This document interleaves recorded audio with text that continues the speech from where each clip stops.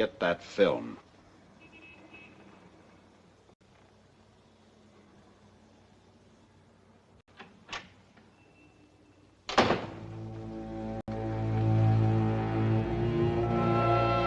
Joey!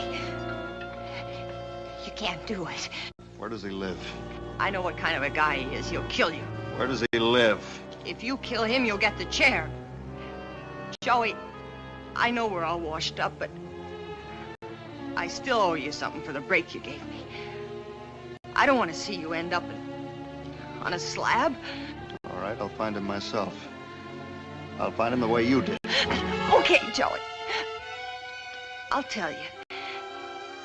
He lives in 704 West 47th Street, near 10th Avenue, in the basement. I'm going crazy. I didn't know where to go. I didn't know who to talk to. So why don't you go to the cop? Who'd believe I didn't know what I was passing? Who'd believe me? Who'd believe me? Would you believe me? Do you know what they do to people who hand out government secrets? Mo, you gotta promise me, Mo. When Joey asks you, you don't know where Skip lives. He won't find me. He knows where you live. Well, why don't you tell Skip?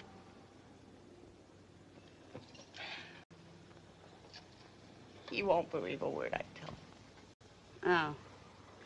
So he crawled under your skin, too, huh? He's as shifty as smoke, but I love him. You sold him out for $50. Oh, look, some people peddle apples, lamb chops, lumber. I peddle information. Skip ain't sorry, understands. We live in a different kind of a world. Oh, once in a while he gets hot under the collar if I sell him, sure. But you wouldn't sell him to a commie. What do you think I am, an informer? No.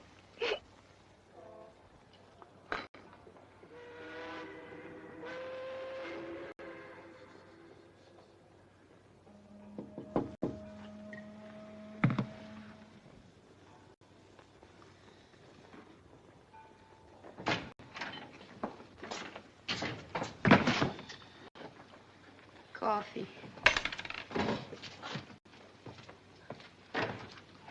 Stay away from your shack, Skip. There's the guy gunning for you. Well, he won't have any trouble finding me. Everybody in town knows where I live. I didn't pinpoint you, honest. I give Tiger the name of 8 cannons, but that creep that was with him, he fingered your picture like a shot. Confidentially, it sounded like your kind of an act. You think so, huh? How much did you raise on me for your stoning plot? Oh, don't be sore. They'd have caught up with you in a couple of hours anyways. I just chopped down on the time a little. That's mighty nice of you. Who's gunning for me? What's the matter with you? Playing footsies with the commies. You waving a flag, too? Listen, I knew you since you was a little kid. You was always a regular kind of crook. Yeah. I never figured you for a louse. Stop, you're breaking my heart. Even in our crummy kind of business, you gotta draw the line somewheres. That muffin you grifted, she's okay. Stuck her chin way out for you. She's... Hey, you look tired, Mo. You better go home. Go on.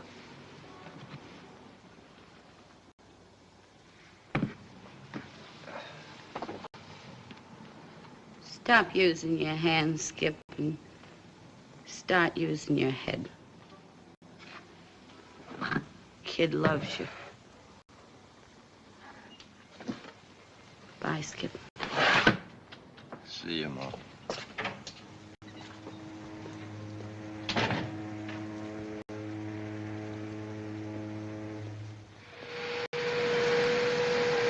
Hi, mister. One by a time, mister. Latest Fifth Avenue creation. By a tie.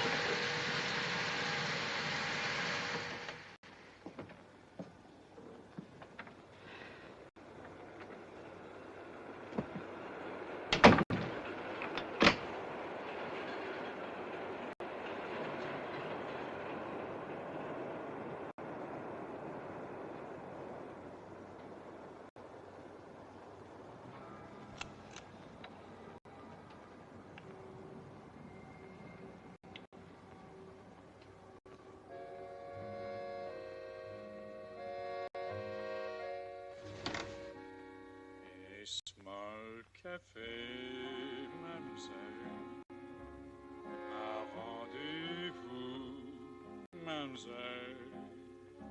The violins were warm and so are you, mademoiselle. A kiss became a sigh. Your lovely eyes seem to sparkle just like wine does. No half of young the way that mine does. For you, and yet I know too well.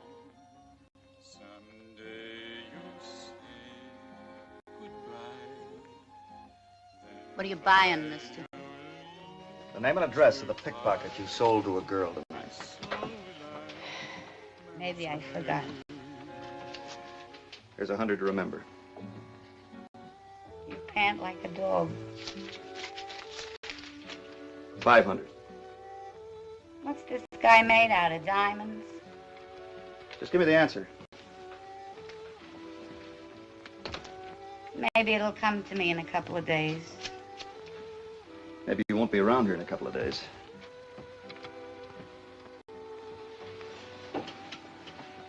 You threatening to blow my head off? Ask a silly question, you get a dopey look. Why are you holding back on me? You'd sell anybody for buttons. Yeah, but not to you, mister. Look, I haven't got a lot of time. You haven't got a lot of time. Listen, mister, when I come in here tonight, you've seen an old clock running down. I'm tired. I'm through. Happens to everybody sometime. Will happen to you too someday. With me, it's a little bit of everything. Backaches and headaches. I can't sleep nights. It's so hard to get up in the morning and get dressed and walk the streets, climb the stairs. I go right on doing it. Well, what am I gonna do, knock it? I have to go on making a living so I can die. But even a fancy funeral ain't worth waiting for if I've got to do business with crumbs like you. And I know what you're after. What do you know? I know you commies are looking for some film that don't belong to you.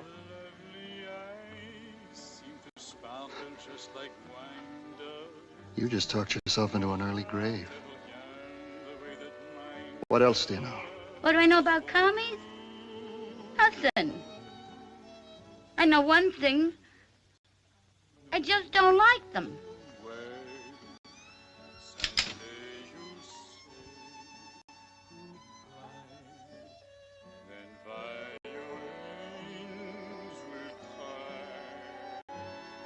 So I don't get to have the fancy funeral after all. Anyway, I tried. Look, mister, I'm so tired. You'd be doing me a big favor if you'd blow my head off.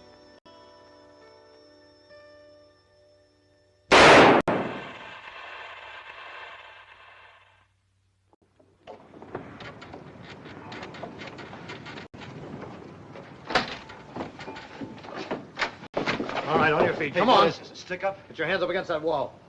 Oh, cops. Sure. For a minute there, I thought it was... Of course not. I never used a gun in my life. Turn around. Sure. Hey, wait a minute. What is... A homicide rap. Come on, let's go. Homicide? Look, Come you got on. the wrong guy. Take it easy, will you? You can't pull me in like this. What's the charge? We're pulling in every pickpocket in Moe's book. When did you see her last? You mean Mo got it? Somebody shot her head off. What? Lieutenant? Hey, Eddie. Yeah. Hang on to it.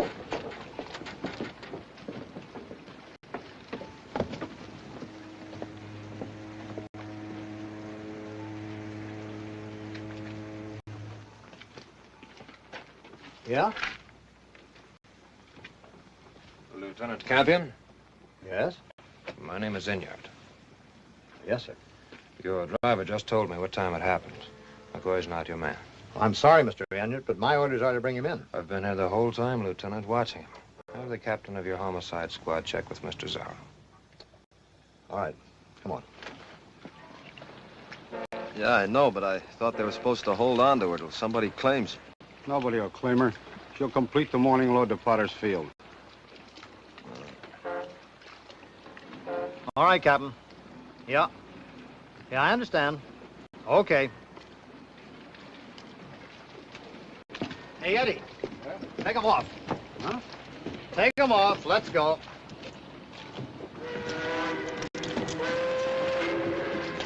Well, Something wrong? I got a clearance to pick up number 11. The name's Mo Williams.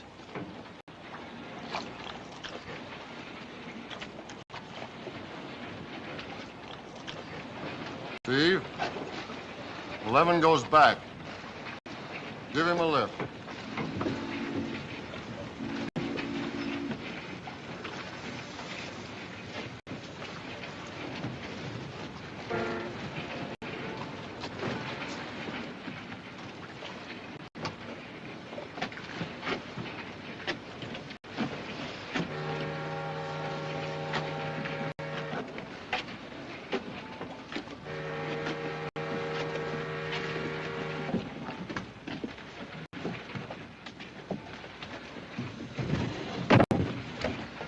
Relative? Nope. What are you gonna do with him? I'm gonna bury her.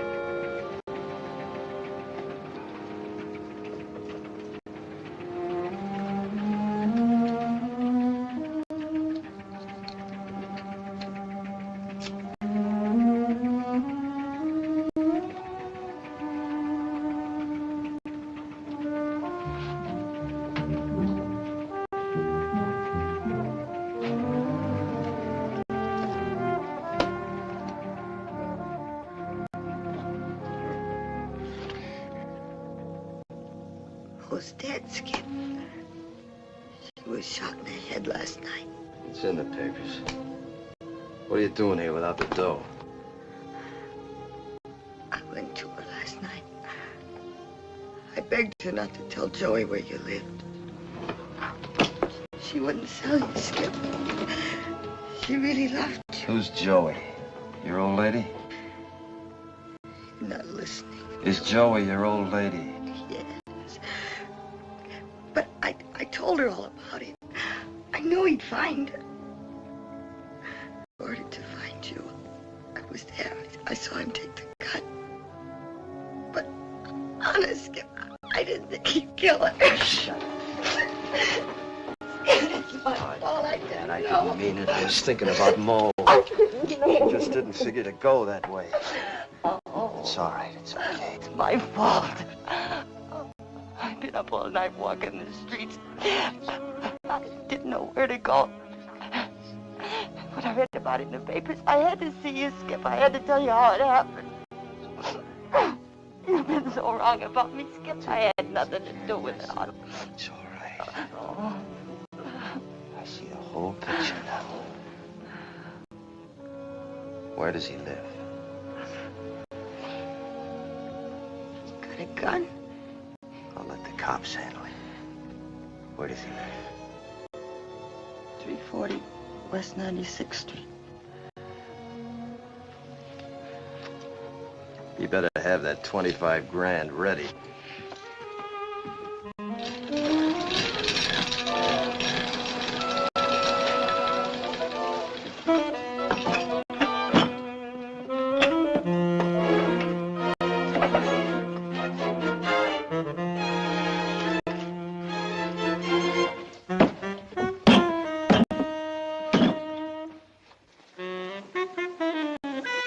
That's it. Skip!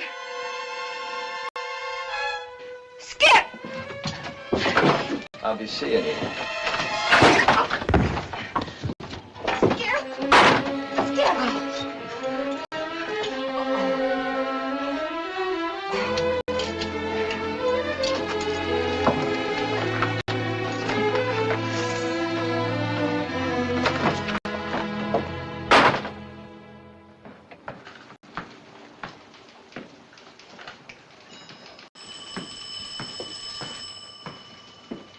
Okay, lady.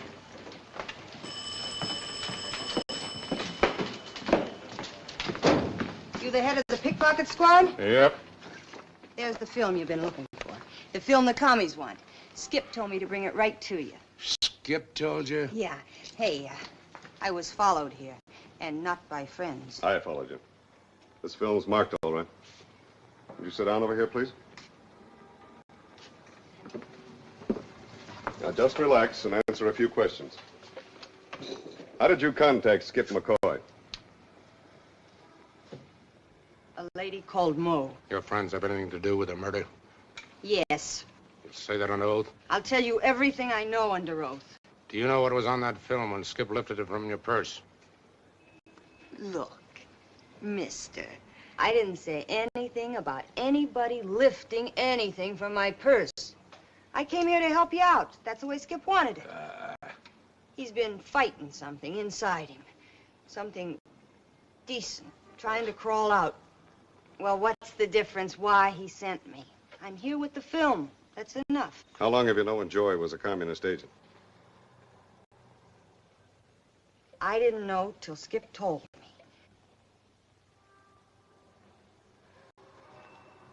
Honest.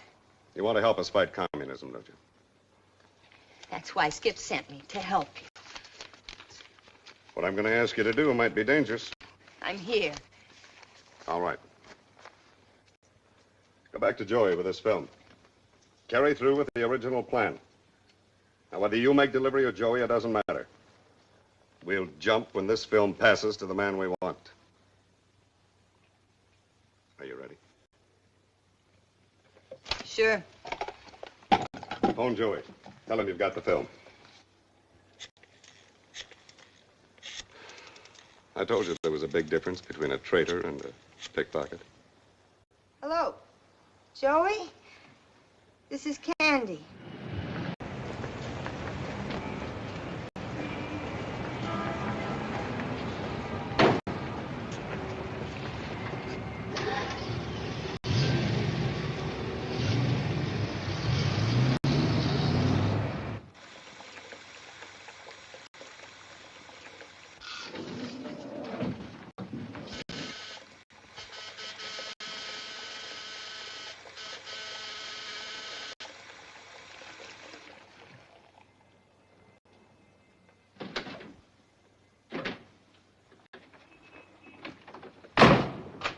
Candy? Candy! Joey? Where are you? I'm in the tub. That's why I left the door unlocked. Pour yourself a cup of coffee. Come on out here. Did you hear me? I said come on out here. Come on, quit stalling. Did you hear me? I said come out.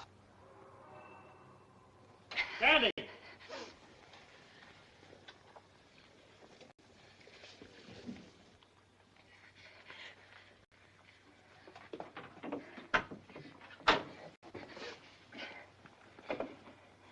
Why did you give me a phony address? I had to. Why? Because I didn't want you to kill him. I didn't want you to go to the chair. Where you been all night? with him. I'm gonna beat the truth out of you. What are you up to? What are you trying to Go prove? ahead! Beat up on me! You don't believe me? But I got the film. How'd you get it? You wanted $25,000. How did you do it? How do you think? I wasn't lying to you, Joey. I just didn't want to see you get the chair. You know how I feel about you. I'd do anything for you, Joey. I'd give you anything. There's a frame missing. You do anything for me, huh? Where does he live? He's moved. Where does he live? He's gone. Joey! He left.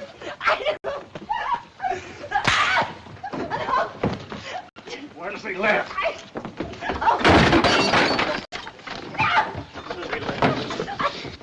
Where does he live?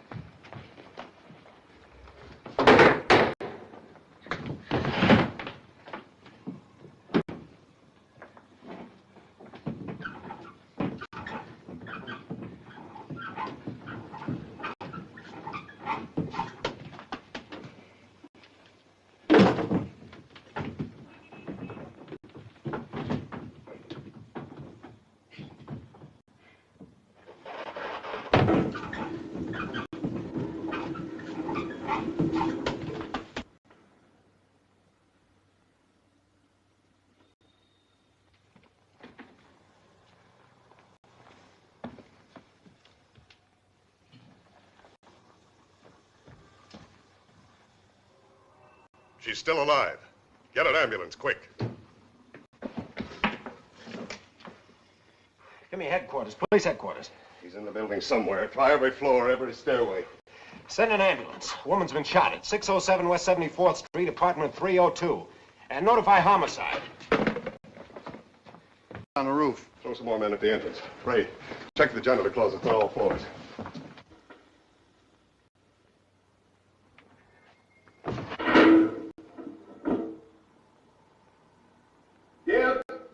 Gibbs! Gibbs! He's not down here! Well, he's in the building somewhere. Check everything. Check the dumbwaiter.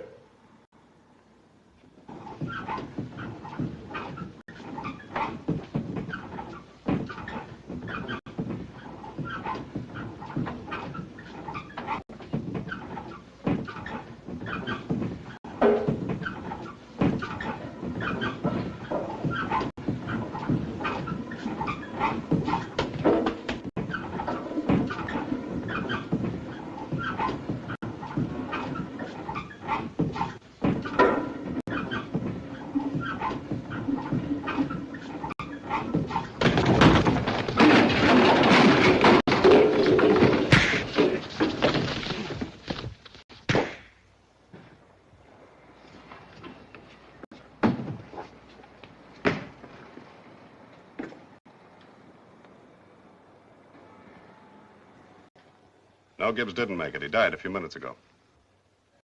No, she's got a 50-50 chance. Yes, general alarm is in effect right now. Every man in the police department's cooperating with us. Yes, sir. Hundreds of prints of his face have been distributed.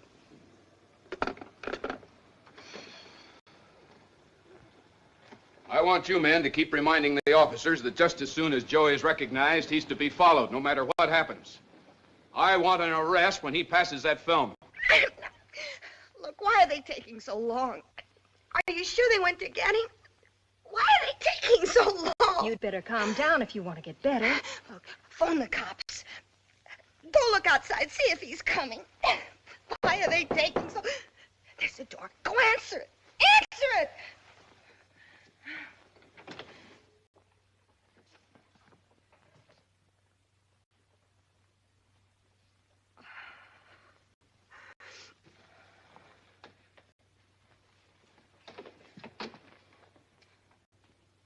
You all right?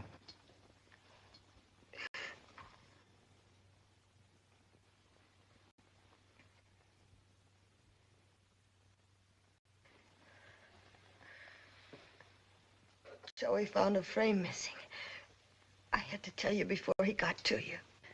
I play everything smart. But you... clubbing me and taking that film. Look, get rid of it, Skip. Get rid of it. You're clean now. I'm sorry I spoiled your big score. I know it sounds corny to you, but I'd rather have a live pickpocket than a dead traitor. And I'd rather have you talk without a twist. I told you before, Skip. I wouldn't lie to you.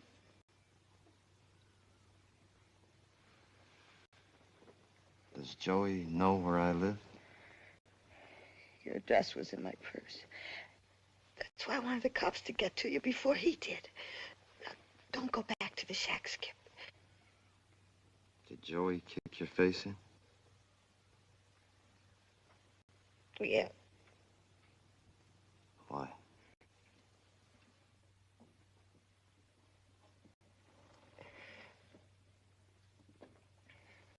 I wouldn't tell him where you lived.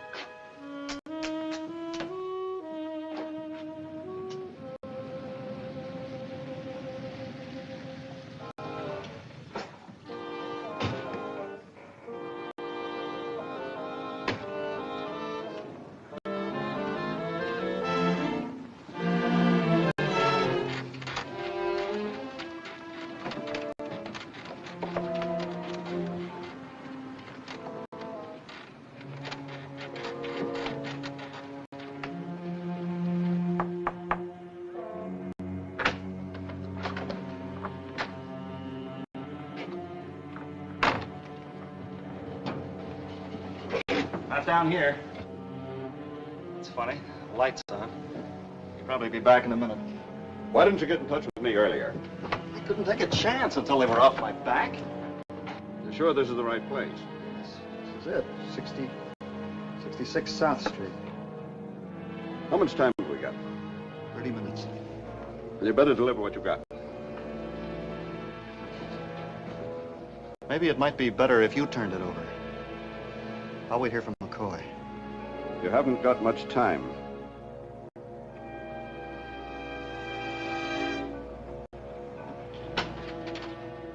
Joey. Yes? Tell him I'll meet him at the airport with the other frame, but not to wait.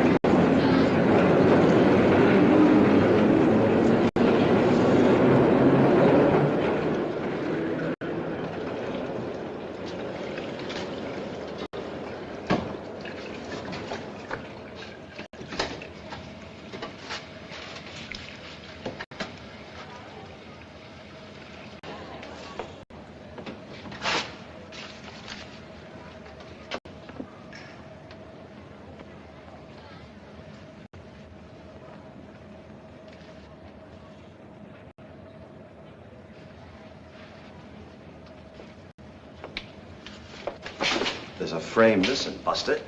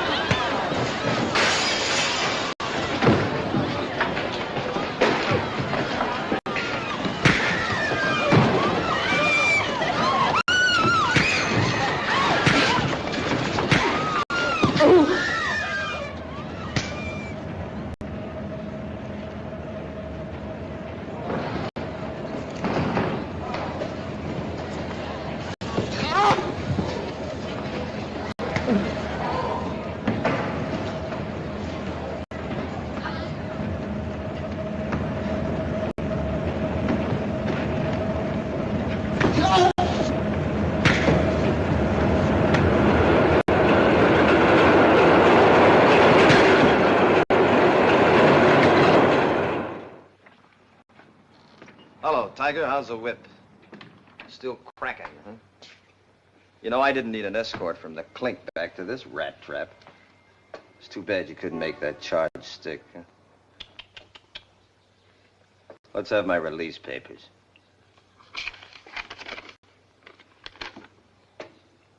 Thanks a lot.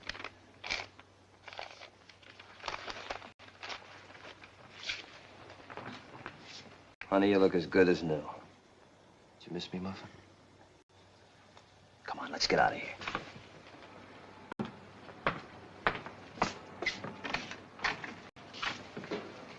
Well, ain't you even gonna say goodbye, Tiger?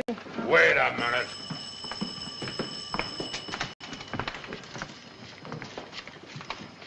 I had you right where I wanted you. A gun in your pocket. A cinch for a three-time loser. That's right. What are you gonna do about it? You'll always be a two-bit person, aren't you? I give you 30 days before I pick you up with your hand in somebody else's pocket. You want to bet?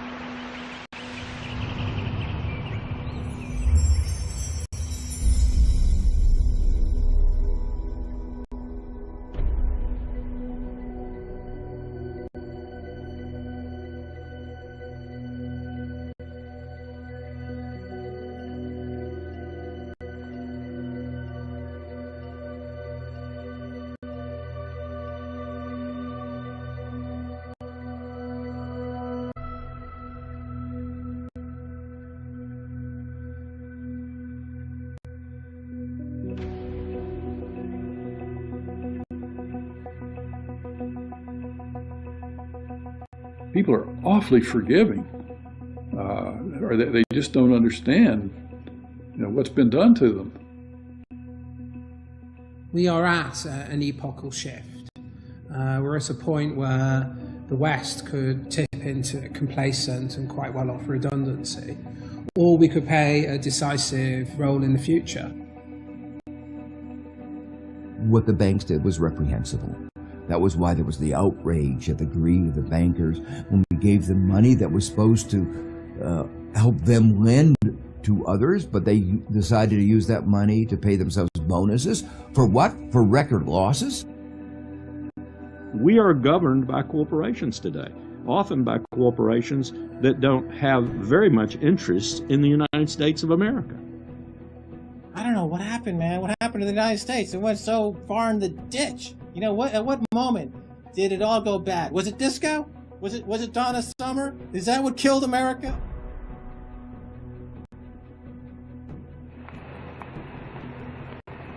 We are entering the age of consequence.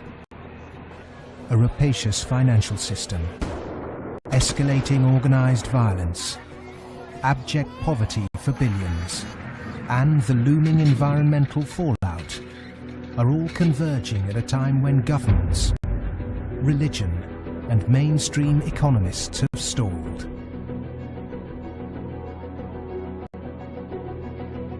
War, conquest, famine, and death. The four horsemen are coming.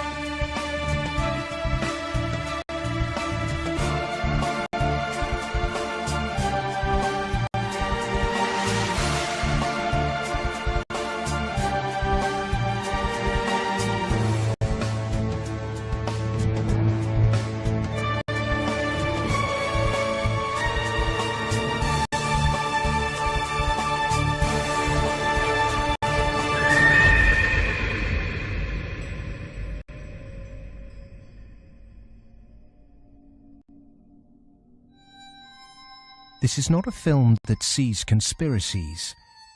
It's not a film that mongers fear. It's not a film that blames bankers or politicians. It's a film that questions the systems we've created and suggests ways to reform them.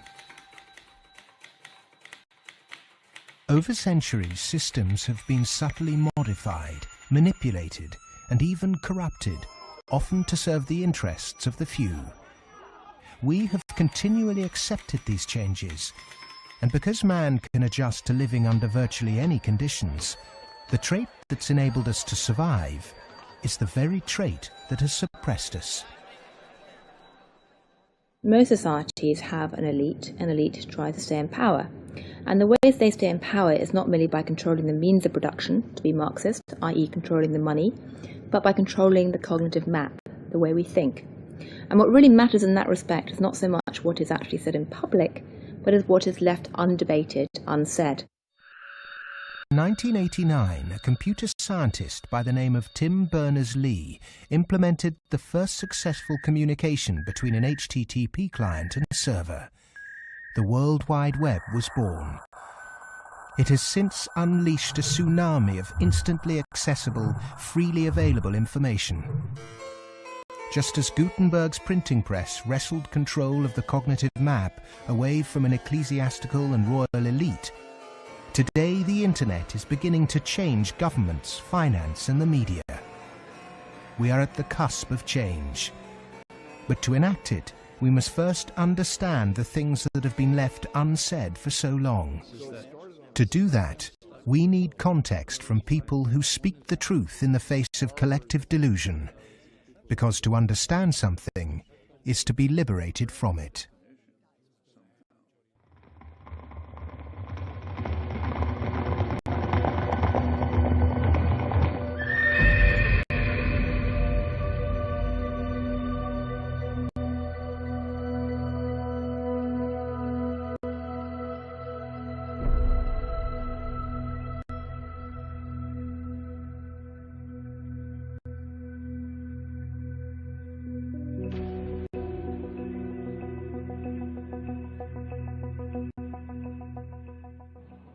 The end of World War II, we had 50% of the world's gross domestic product. We were making 54,000 airplanes a year, 7,000 ships, et cetera, and we were the new Rome. And we recognized it and devised a power management scheme in the 1947 National Security Act to, we thought, manage it. And it worked fairly well during the Cold War. But we haven't done anything since, and I think that's another sign of our inability to grasp the new world, if you will.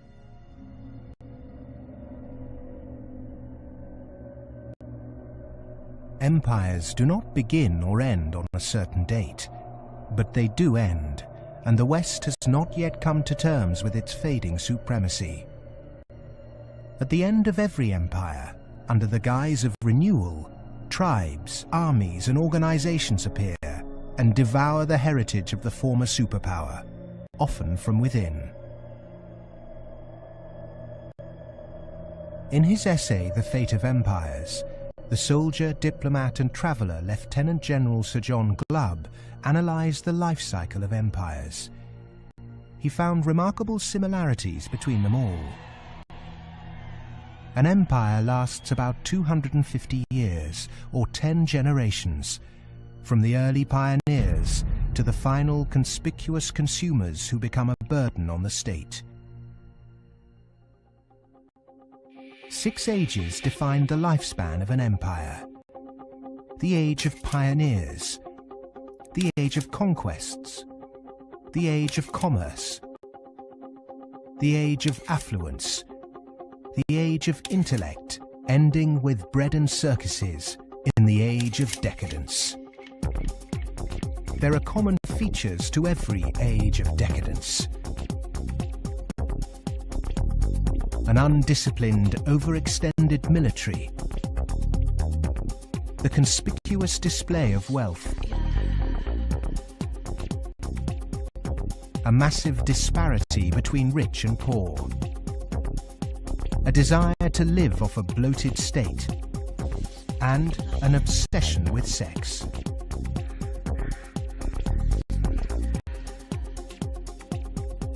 But perhaps the most notorious trait of all is the debasement of the currency. The since abandoned. Rome was no different. So it started on a principle that was very sound, and it was on a silver standard. But as it corrupted further and further and further, the Roman denarius got to the point where it was basically a copper coin, and they learned how to plate, and it was washed in silver, and then circulation, the plating came off. And at the end, all the senators that really did at one time represent the people only were interested in representing how much wealth they could steal at the top.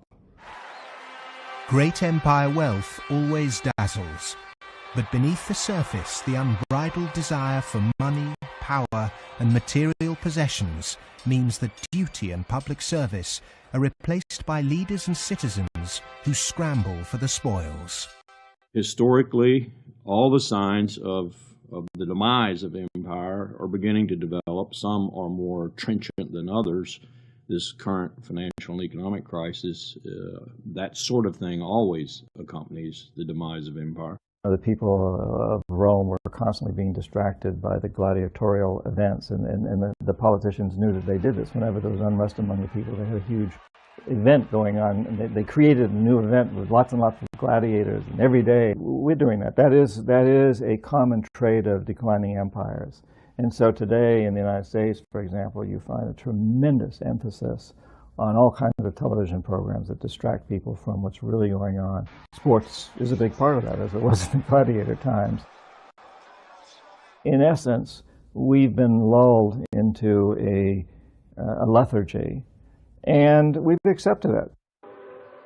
Just as our sports stars today earn vast sums, so did Roman charioteers. In the 2nd century, one by the name of Gaius Apuleius Diocles amassed a fortune of 35 million sesterces in prize money, equivalent to another profession that is disproportionately hallowed as an empire declines.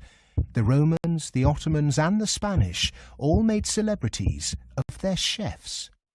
And this again is typifying the end of an empire, where things were so great, we have this last oomph of momentum that we used to be great, and we felt great, and we don't feel it anymore. So everyone is out searching for it. Well, maybe it's in the best food, or the best clothes, or the best music, or the best movies, or a reality TV show, or another magazine. But you can never get enough of what you don't need. What you need is a strong moral conviction that is pervasive throughout the society, and integrity reigns.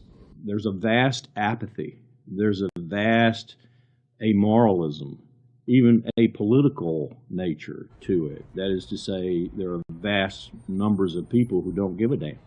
And so there's this natural, I suppose, entropy. Any living organism, which an empire is, of course, over time dies. Question is, how does it die? Does it die in a violent cascade of events, or does it die over a long period of time?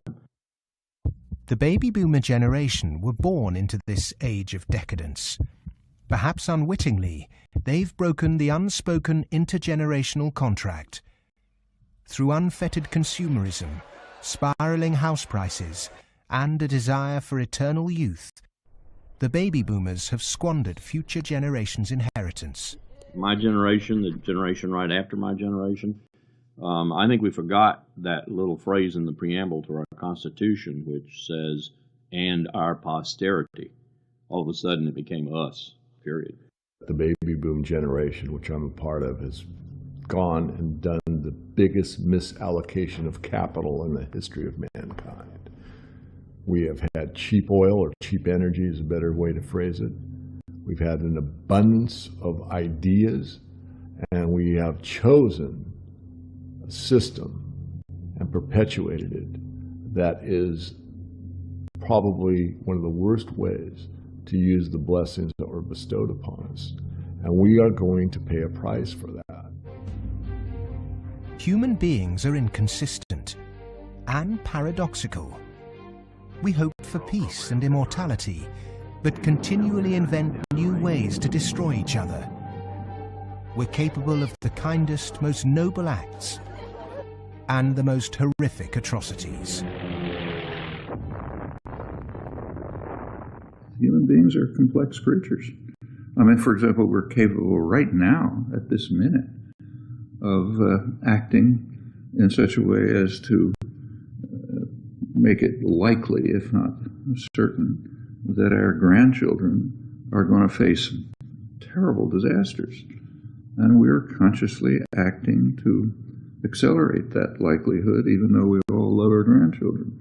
How can you be more contradictory than that? In spite of all the economic activities of the last 50, 60, 70 years since the Second World War, and all the industrialization, we have not yet managed to solve the problem of poverty, deprivation, hunger, malnutrition. Millions of people every night go to bed without food. And millions of people are throwing away their food. Waste on the one hand, and poverty and deprivation and hunger on the other hand. Malnutrition on the one hand, and obesity on the other hand. What kind of system have we created? Why, with such brilliant knowledge on the planet, has the human race developed a flawed system of government and economics that serves the few at the expense of the many? And with such poverty in an age of plenty, why have we not had the will to change such a vicious social structure? Greed is the fundamental kind of ingredients for the immoral economy. The problem is not that there is not enough in the world. people say that there's a poverty, we have to create more wealth. There's enough in the world for everybody's need, as Mahatma Gandhi said, but not for anybody's greed. But is it just greed, or does it go deeper than that? Is the problem systemic?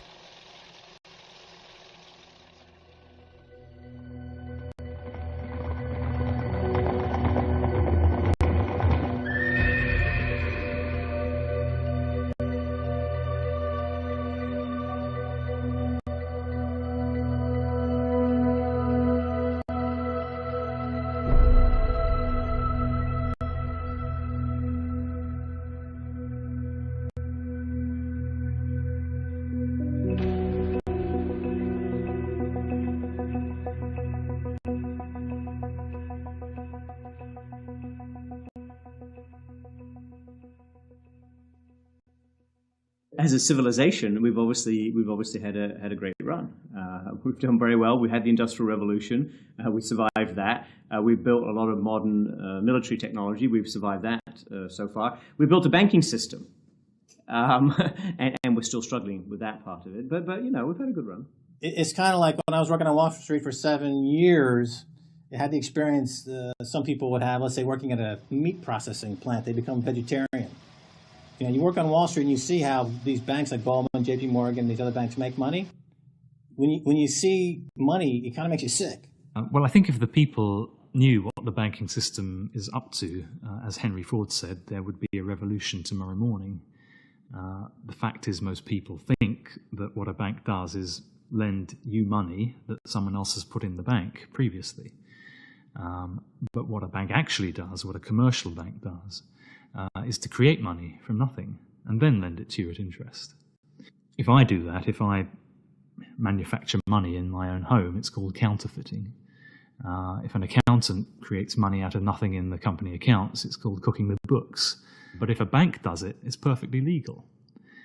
And so long as you allow fraud to be legalized, then all kinds of problems are going to pop up in the economic system, which you can't do anything about. Private banks create money out of nothing and lend it at interest. Now, that sounds absurd. When I teach sophomores, you know, about money in banking and how banks, they never believe it. And so you have to go through it again and again. Yes, banks really do create money. They really do. Here's how it happens. And it's absurd, and they're right to doubt that could possibly be what's really going on. But it is.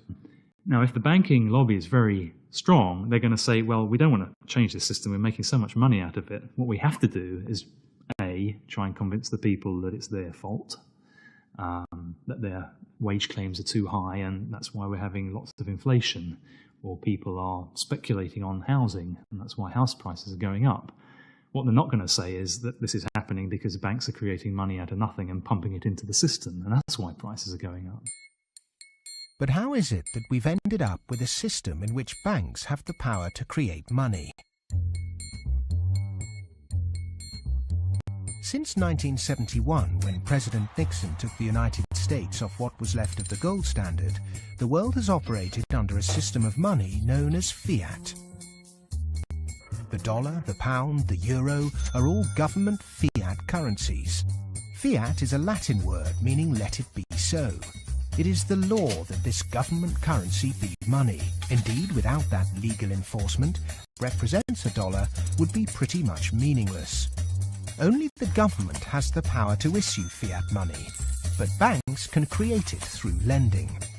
Over the last 40 years, since this system of fiat money became the global norm, the supply of money has grown exponentially. In fact, we've seen the greatest growth in the supply of money in history. But who benefits? Of course, those that have the power to issue money, governments and banks. Then, those companies and individuals that get this money early. They can spend it before the prices of the things they want to buy have risen to reflect the new money in circulation. In other words, they get services, products or assets cheap. But prices soon rise, So holders of assets, such as houses or shares, will then see gains without there necessarily being any improvements to the company or house in question. Often this can lead to speculative bubbles. But what about those at the bottom of the pyramid? Those on fixed wages or incomes, those who live in remote areas, or those with savings? By the time this newly created money has filtered down to them, the prices of the things they want to buy have increased. Their savings buy them less, however, and their wages remain largely unchanged. In some cases, they have to take on debt just to be able to afford the things they were previously able to buy, which means they have to go back to the banks. In reality, this process of creating money only redistributes wealth from the bottom to the top of the pyramid, and thus that ever-increasing gulf between rich and poor gets bigger and bigger and bigger. Well, when you get off the gold standard and you go into a fiat money currency, combined with a fractional reserve banking system, you end up compounding debt faster than you can ever possibly produce to support that debt. So eventually you're going to find yourself back into debt slavery. And that's what's happened in the U.S. For every dollar of GDP, for example, in the U.S., it also creates something like $5.50 worth of debt. Because this is what happens when our economy flips over and basically capsizes.